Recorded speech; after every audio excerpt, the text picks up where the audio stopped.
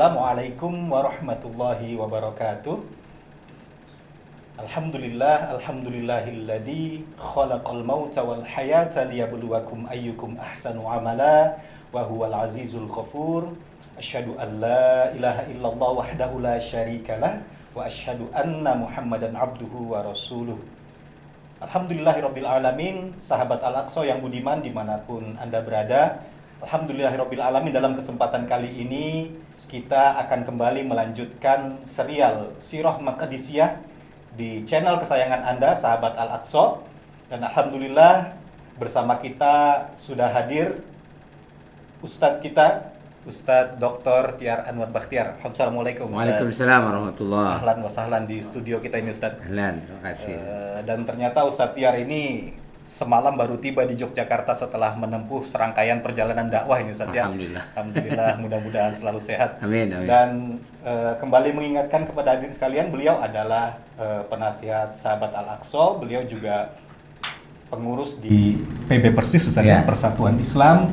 Beliau juga penulis sejumlah buku yang alhamdulillah juga ada yang diterbitkan oleh Proyu, yaitu Jas Mewah, jangan sekali-kali melupakan sejarah dan dakwah. Alhamdulillah. Dan kita ini sahabat Al-Aqsa juga punya slogan ini Ustaz, jas hitam dan jas hujan Ustaz. Oh gitu, apa itu? Jas hitam itu jangan sekali-kali hidup tanpa iman. Wah, mantap. Dan ada juga jas hujan, jangan sekali-kali huni jalan setan. Berarti harus jadi buku 2 itu. Insya Allah bisa dilanjutkan jadi buku berikutnya. Baik, pemirsa sekalian, insya Allah dalam kesempatan kali ini Ustadz Tiar akan mengulas tema tentang pesan Isra Mi'raj untuk pembebasan Al-Aqsa. Dan ini adalah suatu bahasan yang penting, di mana mungkin juga nanti bisa dijelaskan Ustadz apa benar sesuai dengan tradisi masyarakat kita yang memperingati Isra Mi'raj di 27 Rajab itu, apakah memang punya riwayat yang kuat atau punya ada catatan lain dari para ulama tentang persoalan itu. Monggo Ustadz Tiar untuk menyampaikan catatan pengantar. Baik, terima kasih. Alhamdulillahirabbil alamin, wassalatu wassalamu ala asyrafil mursalin wa ala alihi washabihi wa man tabi'ahum bi ihsanin ila yaumiddin. Asyhadu an la ilaha illallah wahdahu la syarikalah wa asyhadu anna Muhammadan abduhu wa rasuluh. Amma ba'du. Terima kasih, ini sudah kembali on air ya, untuk kegiatan untuk channel sahabat Al-Aqsa. Alhamdulillah kita akan mengupas ini mengenai Isra dan Mi'raj ya, yang selama ini alhamdulillah sebenarnya di Indonesia itu sangat baik ya, Isra Mi'raj diingat-ingat terus kan gitu ya, karena Isra Mi'raj ini memang punya peran strategis dalam banyak hal gitu ya. Kita bisa mengaitkan Isra Mi'raj ini dengan semua aspek di dalam dalam kehidupan umat Islam, karena dari Isra Mi'raj ini kan ada satu pesan atau satu ajaran dari Allah Subhanahu wa taala, salat ya, satu ajaran yang sangat fundamental dan mendasar gitu ya, salat 5 waktu itu.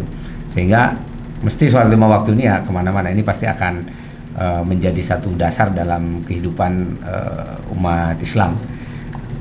Termasuk juga dalam konteks ini pembebasan Baitul Maqdis atau pembebasan Masjid Al-Aqsa.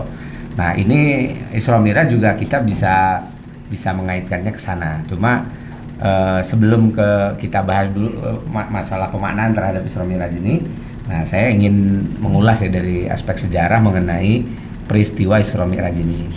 Jadi pertama, peristiwa Isra Mi'raj ini sebetulnya adalah peristiwa yang gaib bagi orang selain Nabi Muhammad SAW gitu. Jadi artinya peristiwa ini tidak disaksikan oleh para sahabat. Jadi kalau tidak disaksikan oleh para sahabat, maka para sahabat itu mendengar peristiwa Isra Mi'raj dari Nabi Muhammad SAW itu hanya berita gitu dari Nabi. Tapi karena para sahabat itu beriman kepada Nabi Muhammad SAW, mereka sangat yakin Nabi mengalaminya gitu ya. Jadi bukan merupakan berita dusta kan Isra Mi'raj ini, sehingga para sahabat iman dan percaya bahwa peristiwa itu dialami oleh Nabi. Peristiwa berangkatnya Nabi dari Masjidil Haram menuju Masjidil Aqsa, kemudian ke Sidratul Muntaha, dalam waktu yang dalam hitungan manusia itu hanya 1 malam saja. Artinya dalam satu peristiwa yang sangat cepat. Tidak ada yang menyaksikan para sahabat, ini peristiwa gaib kan gitu ya. Tetapi para sahabat percaya gitu. Nah, tapi karena para sahabat lebih fokus kepada kepada kisahnya gitu, apa yang dialami oleh Nabi, maka hadis-hadis sahih seperti dalam Sahih Bukhari, Sahih Muslim ya tentang Isra Mi'raj itu lebih banyak menceritakan mengenai peristiwa apa yang dialami oleh Nabi dalam Isra Mi'raj itu. Itu hadis-hadis sahih itu begitu. Sehingga kita tidak menemukan dalam satu riwayat hadis sahih mengenai Isra Mi'raj tentang kapan waktu terjadi Isra Mi'raj itu. Gitu. Karena memang tidak disaksikan kan oleh oleh para sahabat. Jadi lebih pada rangkaian peristiwanya itu yang kan Nabi juga memang lebih menekankan kepada apa yang dialami beliau di dalam Isra Mi'raj. Jadi tidak terlalu memfokuskan kepada kapan gitu ya itu terjadi pada Nabi Muhammad SAW. Nah ini juga yang menyebabkan nanti kalau kita membuka riwayat-riwayat mencari tahu kapan terjadi Isra Mi'raj, maka kita tidak menemukan satu hadis yang atau satu berita yang yang sahih gitu ya. Hampir semua riwayatnya ini bermasalah ya tentang waktu-waktu Isra Mi'raj. Selain bermasalah, dia satu sama lain memberikan informasi yang berbeda-beda. Jadi ada yang menyebut Isra Mi'raj itu terjadi pada bulan Dzulqa'dah, ada yang menyebut bulan Syawal, ada yang menyebut bulan Rabiul Awal.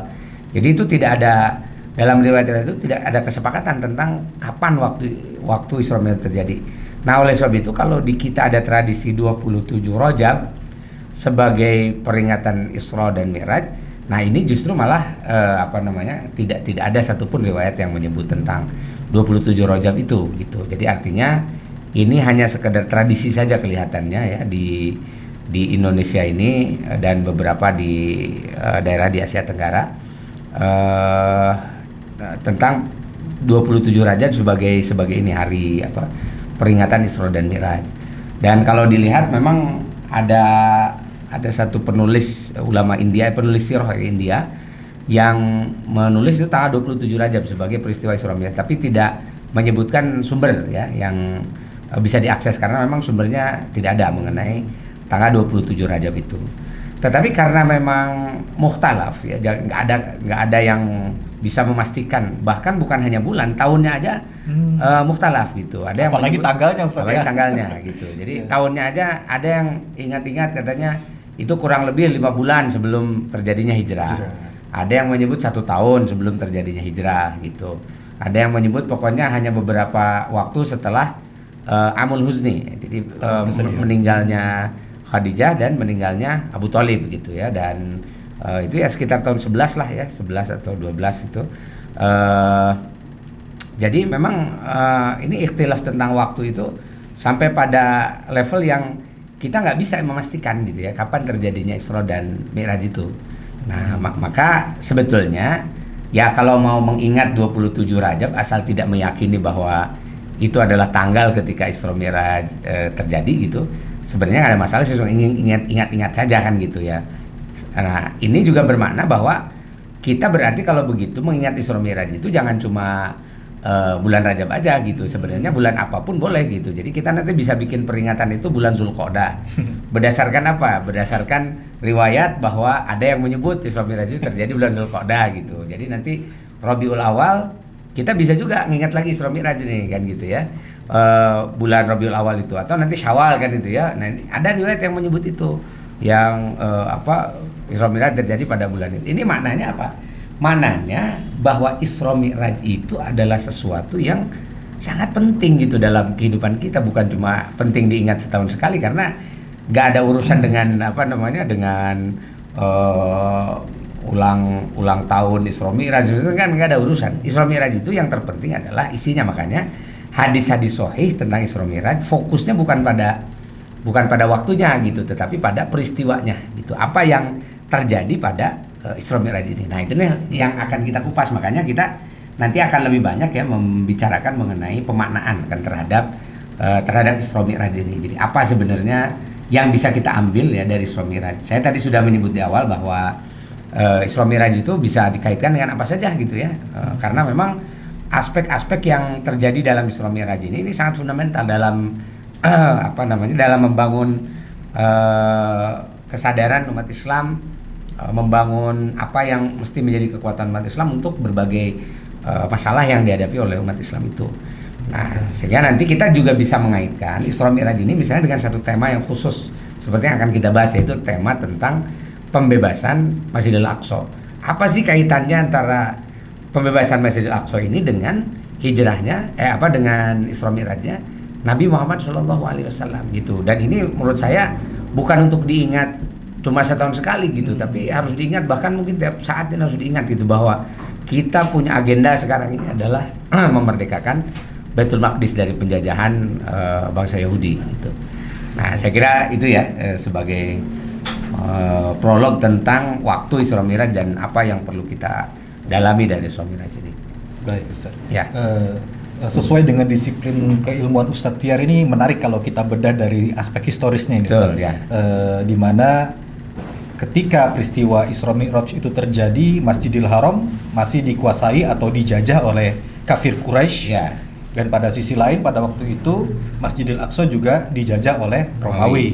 Nah, bagaimana ini Ustadz sebetulnya pemaknaan Isra Mi'raj ditinjau dari aspek ini? Ya, betul. Nah, inilah yang akan kita yang perlu kita perdalam ya dalam konteks pembebasan Masjidil Aqsa. Kan kalau pembebasan Masjidil Aqsa ini kan artinya ini adalah satu perjuangan politik ya. Satu perjuangan bagaimana kita melepaskan ya dominasi orang-orang kafir terhadap Masjidil Aqsa ini, terhadap Baitul Maqdis. Nah, betul bahwa ketika Rasulullah SAW diisrokan dan dimi'rajkan, penyebutan Masjidil Haram dan penyebutan Masjidil Aqsa di dalam Al-Quran surat Al-Isra ayat pertama kan, Subhanalladzi asra bi 'abdihi lailan, disebut oleh Allah minal Masjidil Haram di Mekah, kemudian yang disebutkan ilal Masjidil Aqsa. Jadi ini dua-duanya disebut dengan sangat tegas oleh Allah Subhanahu wa taala, ini Masjidil Haram, Masjidil Aqsa. Padahal secara historis pada masa itu Masjidil Haram, Masjidil Aqsa itu tidak disebut demikian oleh oleh orang-orang penjajahnya lah kan gitu. Kan orang-orang kafir Quraisy kan mereka tidak menggunakan Masjidil Haram itu kan sebagaimana fungsinya untuk bersujud pada Allah Subhanahu wa taala. Mereka malah menggantinya menjadi tempat bersujud kepada berhala-berhala yang disimpan di Ka'bah.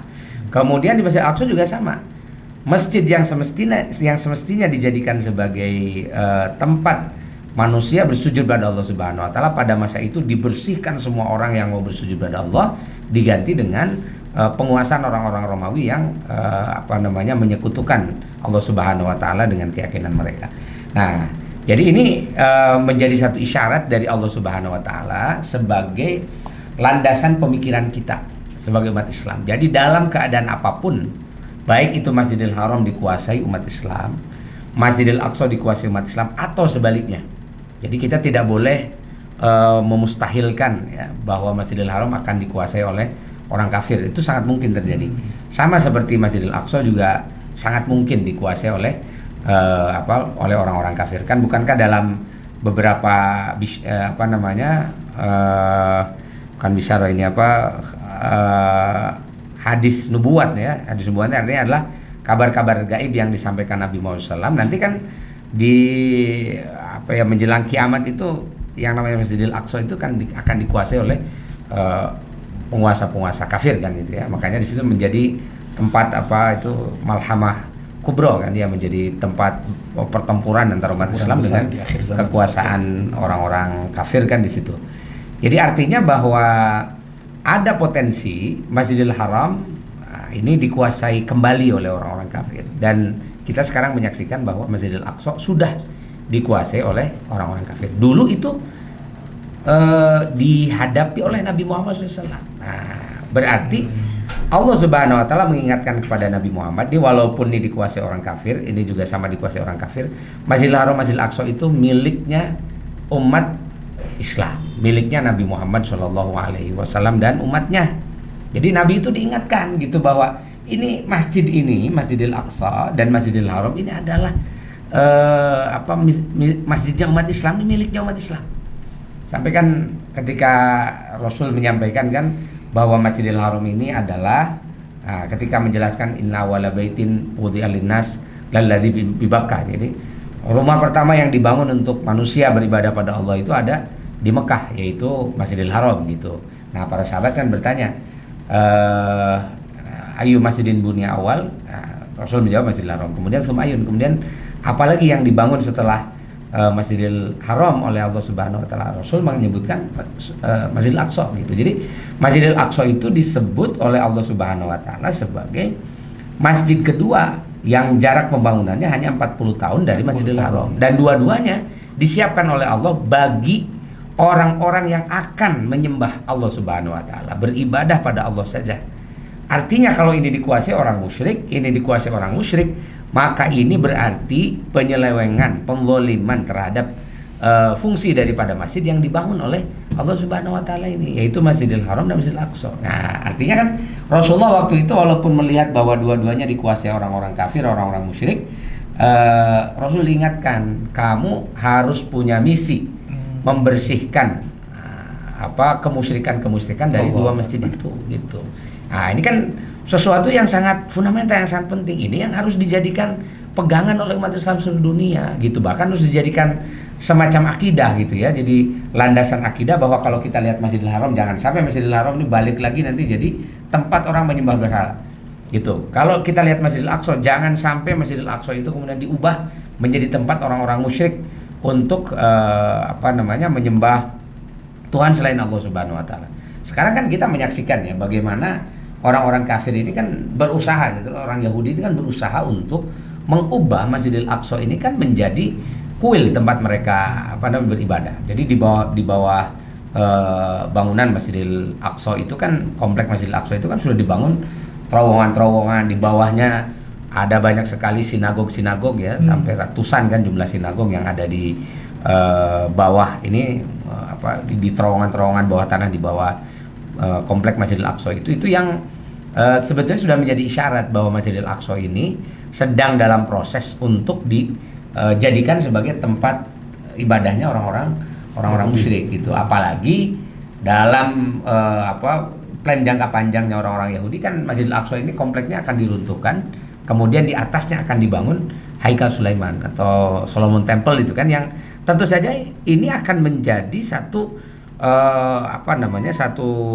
satu penzaliman terhadap bangunan yang dibangun oleh Allah Subhanahu wa taala. Nah, makanya bagi umat Islam, dari apa yang terjadi pada Nabi Muhammad itu ketika Nabi Muhammad Isra Mi'raj, kita diajari bahwa jangan sampai ini lepas gitu ya, Masjidil Haram, Masjidil Aqsa itu jangan sampai digunakan untuk orang-orang kafir melakukan kemusyrikan mereka. Dan ini kalau umat Islam sadar dengan misi ini, jadi misi untuk membebaskan Masjidil Haram agar tidak digunakan oleh orang musyrik, untuk membebaskan Masjidil Aqsa agar tidak digunakan oleh orang-orang musyrik juga kan gitu ya, menyembah selain Allah Subhanahu wa taala, maka sebetulnya kepedulian terhadap Masjidil Aqsa itu sesuatu yang sifatnya aqaidiyah dan inherent di dalam keyakinan umat Islam. Ya, ketika kita bicara misalnya soal pembelaan Masjidil Aqsa, sekarang ya yang sedang dikuasai oleh Yahudi, kan tidak perlu ada pertanyaan ngapain sih ngurusin orang-orang Palestina? Memangnya mereka tidak bisa tidak bisa ngurus diri sendiri kan itu? Kan kita juga di sini banyak sekali urusan di sini, kita juga kalau orang miskin banyak juga di sini gitu.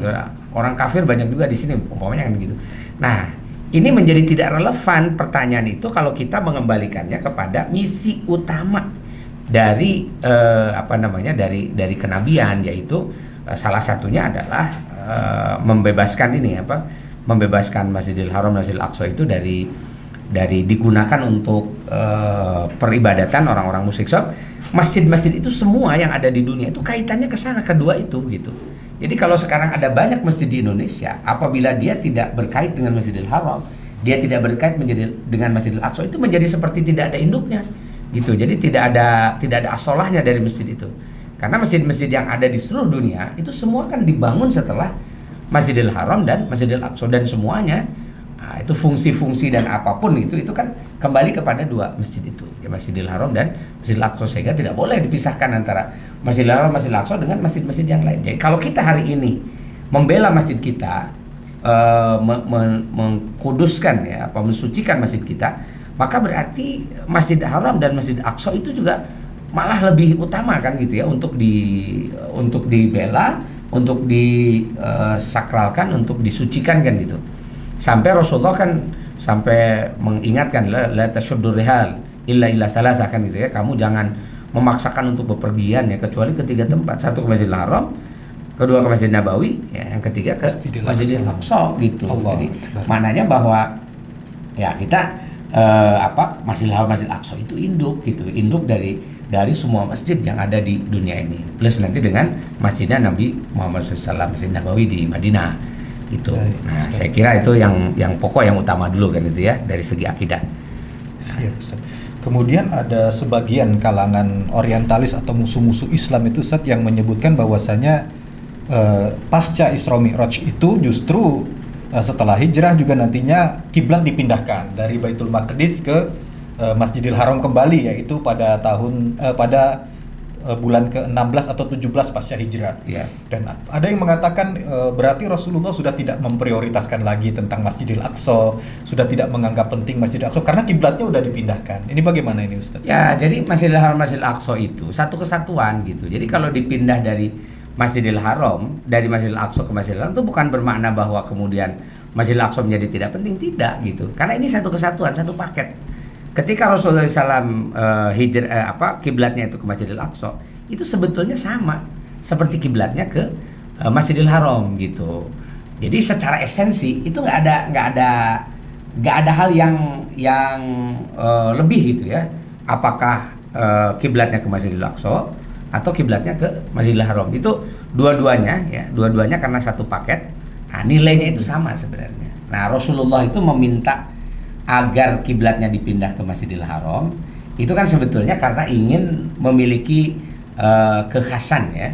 Karena waktu itu kan Masjidil Aqsa juga diklaim oleh orang-orang Yahudi, Masjidil Aqsa diklaim oleh orang-orang Nasrani gitu. Nah, supaya Islam ini memiliki memiliki kekhasan tersendiri. Nah, Rasul minta kan kepada Allah Subhanahu wa taala, doanya sudah lama bahwa supaya Allah mengizinkan gitu memindahkan kiblat. Maka akhirnya kiblatnya dipindahkan ke Masjidil Haram itu. Nah, ini tidak mengurangi makna dari sakralitas Masjidil Aqsa itu, dan juga bukan berarti Rasulullah SAW kemudian mengabaikan Masjidil Aqsa, itu kan tidak gitu. Karena pada masa setelah kiblat itu pindah ke Masjidil Haram, ya Rasulullah kemudian berfokus untuk membebaskan Masjidil Haram, sehingga nanti pada Futuh Mekah ini pada Futuh Mekah Masjidil Haram sudah dibebaskan. Yang dilakukan Rasulullah itu kan berfokus setelah itu bagaimana bisa membebaskan Baitul Maqdis gitu. Justru pembebasannya, Ustaz ya, bukan lagi sekedar kiblatnya tapi membebaskan. Ya, artinya kalau ini sudah difokuskan kan, misalnya gini, setelah Rasulullah hijrah itu Rasul sudah mulai mengirimkan, bahkan sebelum Futuh Mekah ya. Sebelum Futuh Mekah, Rasul sudah mengirimkan pasukan pendahuluan, pasukannya Zaid bin Harithah. Nah, Zaid bin Harithah dikirim dalam satu perang Daumatul Jandal ini untuk masuk ke kawasan Syam ya. Nah, jadi belum di Daumatul Jandal, jadi belum sampai ke Syam, cuma itu adalah pasukan pendahuluan. Kemudian setelah itu kan nanti pasukan Zaid bin Harithah ini menang besar dalam perang Tabuk kan itu, yang itu menghadapi orang-orang Romawi. Nah, Tabuk ini kan terjadi setelah peristiwa Futuh Mekah. Jadi artinya setelah Futuh Mekah, Masjidil Haram masih ditaklukkan, fokus Rasulullah itu ke Masjidil Aqsa gitu, perang Tabuk. Dan setelah perang Tabuk, Rasulullah mempersiapkan pasukan Usama bin Zaid gitu untuk masuk ke Baitul Maqdis gitu. Cuma masalahnya pasukan Usama bin Zaid belum keburu dikirim oleh Rasulullah SAW, keburu meninggal, tapi dilanjutkan oleh Abu Bakar, karena Abu Bakar tahu gitu target Rasulullah adalah menaklukkan Baitul Maqdis. Maka tidak lama setelah pasukan Usama bin Zaid yang menang di jalan menuju ke Baitul Maqdis, itu tahun ke-12 kalau tidak salah ya. Tahun 15 kan 3 tahun berikutnya oleh Umar bin Khattab, setelah melalui berbagai macam strategi akhirnya bisa ditaklukkan tuh Masjidil Aqsa. Ya, artinya ini memang sudah satu paket gitu. Jadi bukan diabaikan oleh Rasulullah, itu justru malah Rasulullah ingin mengingatkan bahwa fokus daripada masjid itu memang Masjidil Haram, kemudian Masjidil Aqsa yang kedua setelah itu, dan ini harus di satu paketkan. Dan kemudian nanti setelah hijrah ke Madinah kan Rasulullah menetapkan Masjid Nabawi juga sebagai bagian dari Masjid Haram gitu ya, masjid yang ditetapkan, disucikan oleh Allah Subhanahu wa taala. Jadi sama sekali bukan untuk diabaikan. Jadi jelas Ustaz ya, bahwasanya pemindahan kiblat itu sama sekali tidak mengurangi prioritas kecintaan Rasulullah dalam pembebasan Masjidil Aqsa, betul. Justru menjadi semakin kuat, semakin tertata, semakin kokoh pembebasan Ya. Ustaz ya. Nah. Terbukti dengan perang Mu'tah, perang Tabuk, dan juga Iya. sampai pasukan Usama bin Zaid hingga dibebaskan pada masa Umar bin Khattab gitu. Ya, Nah, tahun ini 15 tahun Hijriah 15 ya. Dan ini ada yang penting lagi ya, setelah ini menjadi keyakinan kan Rasulullah kemudian kan Mi'raj ya. Ketika Mi'raj itu kan yang di ajaran yang didapatkan Rasul itu kan sholat. Nah, ini mengingatkan kepada kita bahwa ketika Rasulullah dikembalikan lagi ke dunia gitu. Jadi Rasul tidak Mi'raj itu tidak terus ada di sana kan gitu ya, tidak di Sidratul Muntaha, tetapi balik lagi ke ke masyarakat gitu ya, menghadapi masyarakat. Dan setelah itu Rasulullah semakin serius untuk melakukan perjuangan sampai kemudian hijrah ke Madinah. Dari Madinah Rasulullah menyusun strategi tadi untuk pembebasan Mekah ya, Masjidil Haram, kemudian untuk pembebasan Masjidil Aqsa. Nah, tapi semua itu ya diawali dengan satu perintah, yaitu perintah sholat.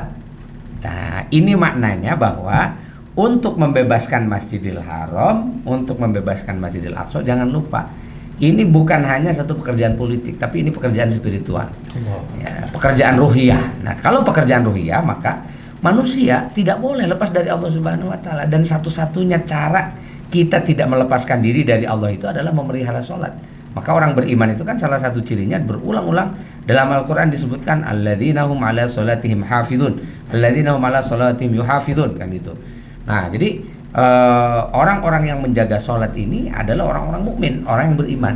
Nah, ini bermakna kepada kita bahwa Rasulullah diajarkan, diperintahkan oleh Allah Subhanahu Wa Taala sebelum melakukan pembebasan, sebelum melakukan perjuangan untuk mengembalikan fungsi daripada Masjidil Haram dan Masjidil Aqsa, yang harus paling pertama dan paling utama itu adalah memperbaiki ruhiyah kita dulu gitu. Jadi artinya kita balik lagi dulu Pak Allah Subhanahu Wa Taala, Mi'raj dulu kan gitu ya. Apa yang didapatkan dari Mi'raj itu sholat. Jadi artinya pesan Mi'raj kepada kita untuk untuk menghadapi pembebasan Al-Aqsa dan perjuangan yang lain itu adalah jaga ruhiyah kita dengan sholat. Gitu. Jadi semakin kita menjaga sholat kita dengan baik, semakin kita khusyuk di dalam sholat kita, maka ini akan menjadi alat pertolongan yang sangat utama. Makanya pertolongan Allah itu akan turunkan dengan dua hal. Wasta'inu bis-sabri. Ya. Pertama kita sabar, yang kedua wassalah dan sholat gitu. Jadi tidak mungkin yang namanya Masjidil Haram dan Masjidil Aqsa diperjuangkan oleh orang yang tidak memiliki hubungan dengan Allah Subhanahu Wa Taala, karena kemenangan itu hakikatnya datang dari Allah.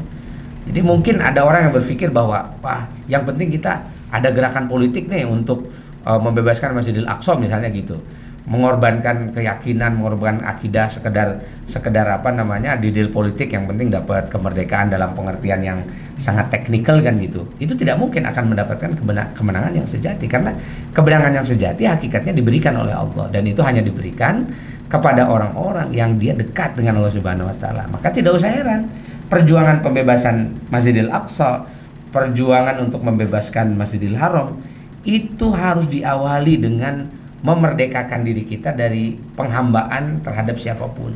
Jadi kita harus balik lagi hanya menjadi hamba Allah, ditunjukkan dengan memelihara sholat. Karena orang yang memelihara sholat lima waktu dipelihara, berjamaah di masjid dan sebagainya, ini menandakan bahwa orang ini memang sudah pasrah betul kan ya, diatur oleh Allah Subhanahu Wa Taala gitu. Nah, jadi akhirnya juga nggak perlu dipertentangkan gitu antara memperbaiki diri dengan membebaskan Masjidil Aqsa. Kan ada orang yang gini lah, udahlah nggak usah mikirin Masjidil Aqsa, yang penting mah kita sholat ibadah gitu. Saya kira ini pernyataan yang yang nggak perlu dipertentangkan, karena itu kan bukan untuk dipertentangkan gitu. Sholat itu adalah basis untuk membangun hubungan ruhiyah kita dengan Allah.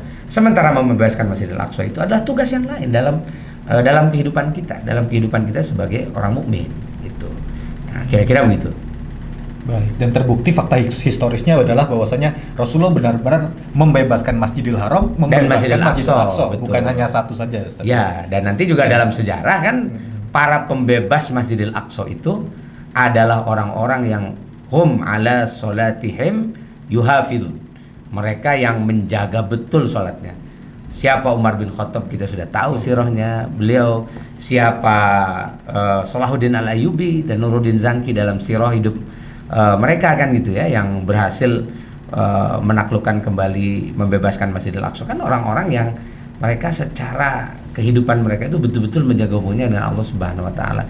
Berkali-kali ada usaha untuk ketika Masjidil Aqsa umpamanya dikuasai oleh pasukan salib ya. Ini berkali-kali untuk ada yang berusaha untuk menaklukkan kembali, ternyata tidak berhasil karena salah satunya adalah kekuatan spiritual atau kekuatan ruhiyahnya itu tidak kuat. Artinya raja yang datang ke sana, sultan yang datang ke sana, jenderal yang datang ke sana itu bukan jenderal-jenderal yang soleh gitu. Allah. Nah, beda nanti dengan Salahuddin Al-Ayyubi. Jadi seorang jenderal penguasa yang sudah sampai pada titik kezuhudan ya dalam kehidupan mereka, sehingga mereka menjadi panglima, menjadi sultan itu bukan untuk mendapatkan kemasyhuran duniawi atau untuk kesenangan dunia, itu betul-betul sebagai alat pengabdian pada Allah. Makanya Masjidil Aqsa bisa dibebaskan gitu. Jadi hari ini barangkali kenapa Masjidil Aqsa ini kok masih agak susah? Karena kita harus mengevaluasi siapa sih orang-orang yang hari ini berjuang untuk membebaskan Masjidil Aqsa. Kita evaluasi siapa mereka. Apakah mereka orang-orang yang sungguh-sungguh ingin mendekatkan diri pada Allah Subhanahu wa taala dan membebaskan Masjidil Aqsa itu lillah. Bukan untuk untuk kesenangan dunianya, tetapi sebagai bagian dari penghambaan pada Allah Subhanahu wa taala, ibadahnya pada Allah Subhanahu wa taala. Nah, kita cari berapa banyak yang pemimpin-pemimpin yang punya visi ke sana gitu.